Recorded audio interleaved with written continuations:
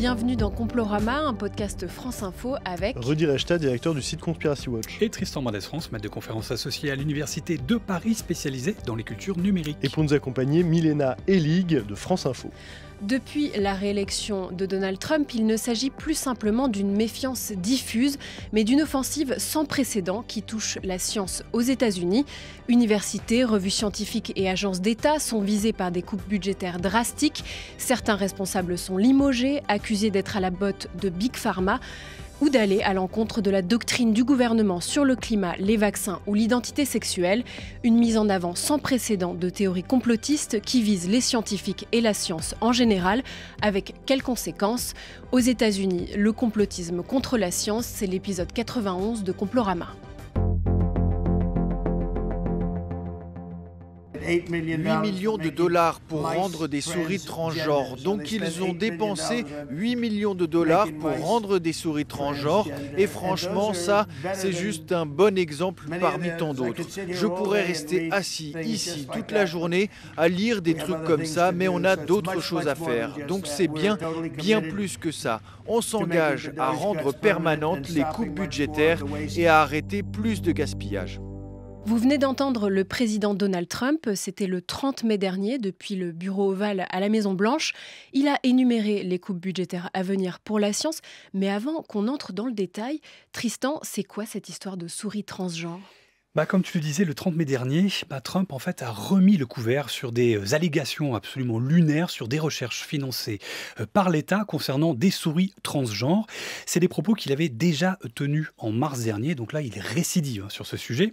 Alors, il faut rappeler que ces études scientifiques n'ont absolument rien à voir avec l'identité de genre de la souris. Elles sont en fait des recherches qui sont cruciales pour la médecine et elles concernent des recherches sur les hormones, sur le cancer, sur la fertilité. Mais ce que je trouve symptomatique avec cette séquence, c'est qu'elle montre à quel point il y a une acculturation scientifique au plus haut niveau de l'État américain, alimentée par la désinformation, par le complotisme, parce que Trump sous-entend quelque part que ces institutions scientifiques chercheraient en fait à imposer un agenda LGBT à travers ces recherches médicales sur les souris. Alors on l'a entendu, Donald Trump a annoncé de nouvelles coupes budgétaires, mais depuis son arrivée au pouvoir en janvier, on a déjà vu des attaques spectaculaires, Rudy. Oui, depuis son retour à la Maison-Blanche, on assiste effectivement à une offensive sans précédent contre la science, alors au moyen de coupes sombres dans les financements de la recherche scientifique et de licenciements massifs également. S'agissant du programme de lutte contre le VIH-Sida, par exemple, qui avait été lancé par George W. Bush en 2003, il était suspendu fin janvier lorsque Donald Trump a gelé la plupart des programmes d'aide étrangère pour 90 jours, et qui est une décision qui a eu des conséquences puisque ça a mis à l'arrêt plusieurs cliniques. On a aussi fait disparaître des sites fédéraux de nombreux documents à caractère scientifique. Par exemple, à partir de mots-clés bannis par l'administration Trump, on a marqué 26 000 images militaires pour suppression, parce que considérés comme liés au programme DEI. Qu'est-ce que c'est que les programmes DEI ? C'est la bête noire des conservateurs américains, c'est les programmes liés à la promotion de la diversité, de l'équité, de l'inclusion. Et cette politique d'épuration sémantique, elle a pris des allures un peu ridicules. On s'est aperçu par exemple que la page consacrée au bombardier Enola Gay, qui a bombardé Hiroshima, avait été supprimée parce qu'elle contenait simplement le mot « gay ». On a donc des coupes qui touchent le financement de la recherche, mais on a aussi des problèmes de publication. Tristan, certaines revues très prestigieuses sont menacées. Oui, après cette purge historique dans plusieurs agences scientifiques, la mise sous tutelle de financement public de ces institutions, des interférences dans les universités, là on a l'administration maintenant qui passe à l'étape suivante et qui va s'en prendre maintenant aux publications scientifiques qui sont, je le rappelle, quand même un maillon absolument essentiel, fondamental du processus de la recherche. Alors en mai, RFK Junior a déclaré dans un podcast de bien-être et santé alternative, ce qui n'est pas anodin, qu'il envisageait d'interdire aux chercheurs financés par l'État de publier dans des revues comme The Lancet, Nature ou d'autres revues scientifiques à comité de lecture. Alors pourquoi ? Parce qu'elles seraient, selon lui, corrompu par l'industrie pharmaceutique, le fameux Big Pharma, qu'on peut d'ailleurs critiquer, mais avec des arguments solides, pas avec une suspicion complotiste. Alors il ne s'est pas arrêté là, il a aussi menacé d'engager des actions en justice contre ces revues revues si elles ne corrigeaient pas, je cite, pas leur ligne éditoriale. Là, on est vraiment sur une attaque frontale de la liberté académique. Et dans le même temps, au printemps, on a le procureur général de Washington, un proche de Trump, qui a envoyé des courriers d'intimidation à plusieurs revues médicales pour leur demander leurs supposés biais politiques ou leurs liens financiers. Là, on est clairement sur une stratégie de pression maximale sur ces revues scientifiques.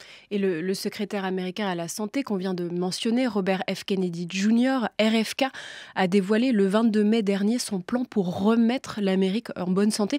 Et le moins qu'on puisse dire, Tristan, c'est que la communauté scientifique n'a pas été rassurée par le rapport. Ah bah oui, c'est le moins qu'on puisse dire. On a eu un épisode absolument délirant où on a découvert qu'une partie des sources mentionnées dans le rapport commandité par RFK Jr. Pour révolutionner la santé aux US, le fameux slogan « Make America Healthy Again », eh bien que certaines de ces sources n'existaient tout simplement pas, avec même une suspicion plus ou moins forte que certaines d'entre elles auraient pu être générées par intelligence artificielle.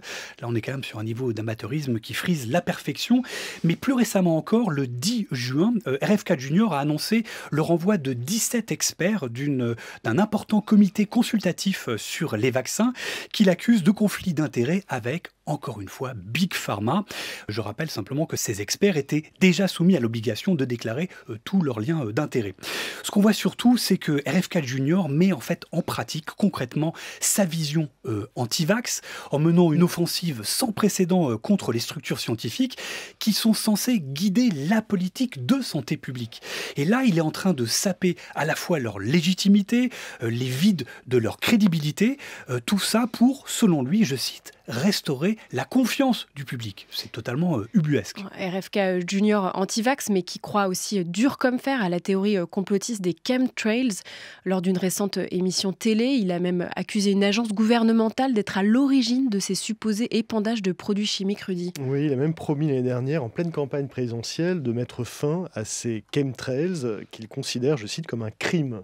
Tu l'as rappelé, RFK Jr., c'est pas n'importe qui, c'est un militant anti-vax de premier plan, historique, qui continue à estimer que les vaccins provoquent l'autisme, par exemple. On sait que c'est faux depuis plus de 20 ans.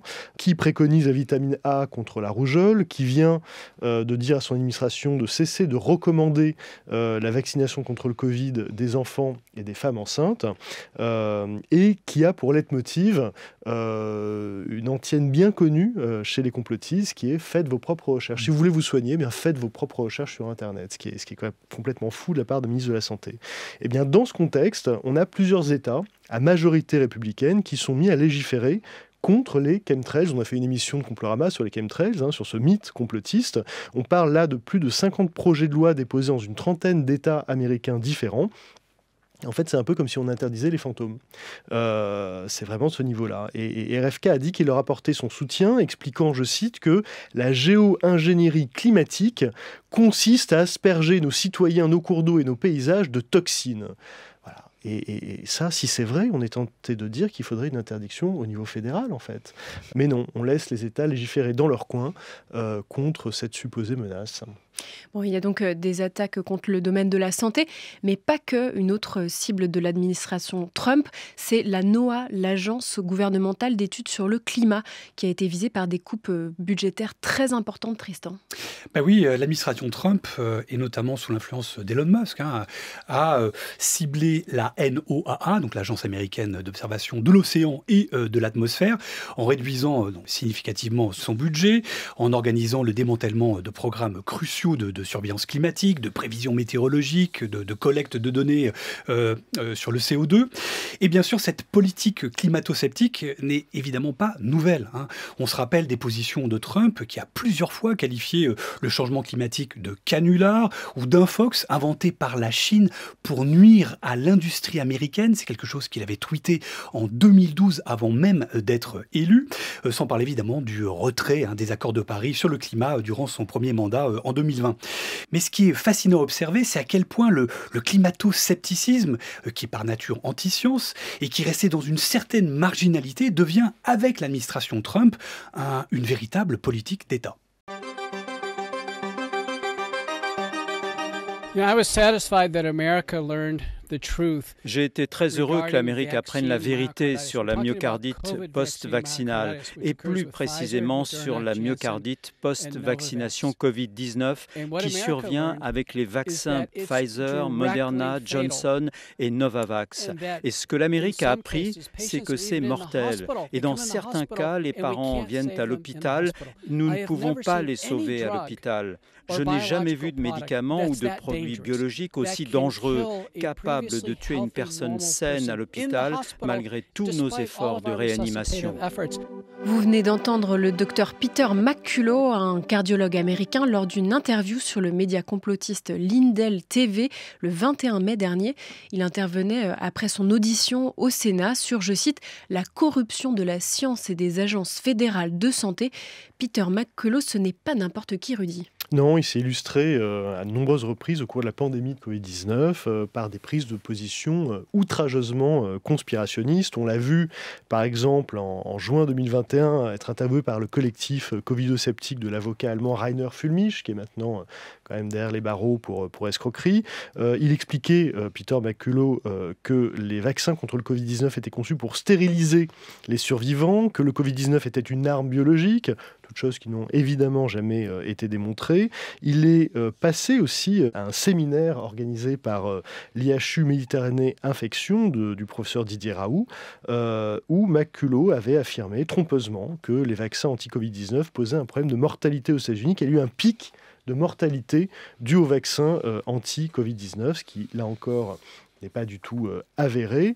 Dans un podcast bien connu, celui de Joe Rogan, McCullough a déclaré que la pandémie était carrément planifiée et que la vaccination avait tué des milliers de personnes. Alors les effets secondaires de myocardie dont il parle, ils existent, mais ils sont analysés, ils remettent en rien la balance bénéfice-risque s'agissant de la vaccination. Et il y a quand même un élément intéressant, c'est que le livre qu'il a publié a été traduit en français, édité par une maison d'édition très conspirationniste, en tout cas avec un tropisme conspi très prononcé, Marco Pieter Édition, et préfacé en langue française par Xavier Azalbert, qui est l'une des figures de la complosphère francophone, c'est le directeur du média complotiste François. Ce qui est étonnant, c'est que même si elle passe son temps à les critiquer, la complosphère singe les institutions scientifiques, peut-être pour se trouver une forme de légitimité, Rudy ? Oui, c'est pas nouveau. Les conspirationnistes sont dans une forme de rivalité mimétique avec leurs détracteurs. Ils essaient en fait d'imiter la démarche scientifique. On l'avait vu déjà au moment du 11 septembre, avec la création d'une pseudo-revue à comité de lecture, la publication d'articles à prétention scientifique, mais qui en réalité avait été refusée par toutes les publications sérieuses. Eh bien, on a assisté à la même chose avec le Covid-19. En juillet 2020, par exemple, on se rappelle que Martine Vonner, psychiatre, députée également, elle avait co-signé, aux côtés d'autres membres d'un collectif qui s'appelait Laissons les médecins prescrire, un article dans une revue dite prédatrice, une revue notoirement dénuée de sérieux. L'article avait été refusé par toutes les autres revues auxquelles il avait été envoyé. Et l'article était censé confirmer l'efficacité de l'hydroxychloroquine comme remède contre le Covid-19. Et puis, un exemple aussi très emblématique en France, c'est la création en 2021, c'est-à-dire l'année où on va commencer ensuite la vaccination, la création du Conseil scientifique indépendant. Ça sonne très sérieux. En fait, il s'agit de copier le nom du conseil scientifique qui est mis en place auprès de l'Élysée, conseil d'experts, pour en faire en fait une chaîne YouTube. Conseil scientifique indépendant, c'est rien d'autre qu'une chaîne YouTube avec des émissions qui font intervenir des professionnels de la santé, certes, mais qui sont covido-sceptiques, covido-complotistes pour la plupart d'entre eux. C'est Louis Fouché, c'est Christian Péronne, c'est Jean-Dominique Michel, c'est une personnalité qui va finir par être candidate d'ailleurs du Rassemblement national, ensuite aux législatives, Emmanuel Darle, et qui sont unis par leur prise de position critique à l'égard des mesures sanitaires et surtout leur hostilité à la vaccination contre le Covid-19. En France, on a vu ça aussi notamment via les attaques des partisans de Didier Raoult contre l'établissement scientifique, Tristan ? Oui, on en a souvent parlé ici, mais c'est toujours assez fascinant de voir à quel point Didier Raoult a été et reste encore, hein, une figure centrale de la complosphère. Il a été une sorte de véhicule ou même plutôt un catalyseur, hein, d'une défiance généralisée envers la science et la recherche. Il est devenu le héros, hein, d'un combat contre un système fantasmé. Tu parlais effectivement à l'instant de l'establishment scientifique, qui est un terme souvent utilisé par la complosphère. Une lutte contre la pensée unique scientifique, le politiquement correct scientifique et bien sûr le grand méchant loup Big Pharma. Et un exemple assez révélateur d'ailleurs de ce moment Raoult pour moi, c'est cet épisode absolument fou d'avril 2020 où l'Institut Pasteur a été pris pour cible sur les réseaux sociaux par un complotiste, Kat Antonio, qui l'accusait tout simplement d'avoir créé le Covid. Et s'en était suivi une vague de harcèlement virulent contre l'institution qui a été contrainte de porter plainte et d'ailleurs de condamner l'auteur de cette théorie. Oui, donc ces attaques violentes, elles ont des conséquences bien réelles, avec des menaces et des intimidations sur la vie de certains scientifiques. Est-ce que Rudy, tu peux nous parler du cas d'Anthony Fauci ? Oui, il faut bien comprendre que cette administration Trump, elle fait régner une ambiance de chasse aux sorcières, un peu macartiste en fait aux États-Unis. Anthony Fauci, c'est en fait l'architecte de la stratégie de Washington contre le virus. Il est régulièrement harcelé, menacé de mort, lui et sa famille, par les complotistes, et il est dans le collimateur de cette nouvelle administration Trump. Elon Musk, par exemple, l'a accusé d'être responsable de la mort de millions de personnes, et le ministre de la Santé, Robert F. Kennedy Jr., le RFK Jr., a même écrit un livre contre lui, pour Hulot, qui, dans sa version française, a été préfacé par Christian Perron, infectiologue bien connu, qui a vrillé complotiste et anti-vax. Il est notamment reproché à Anthony Fauci d'avoir défendu le scénario selon lequel le Covid-19 était d'origine naturelle, mais il l'a fait à un moment où c'était effectivement l'hypothèse la plus plausible. Et pour plaire à sa base, on a l'impression que Donald Trump a tout fait pour isoler Anthony Fauci, y compris en décidant de le priver de la protection policière qui lui est accordée à lui et à sa famille.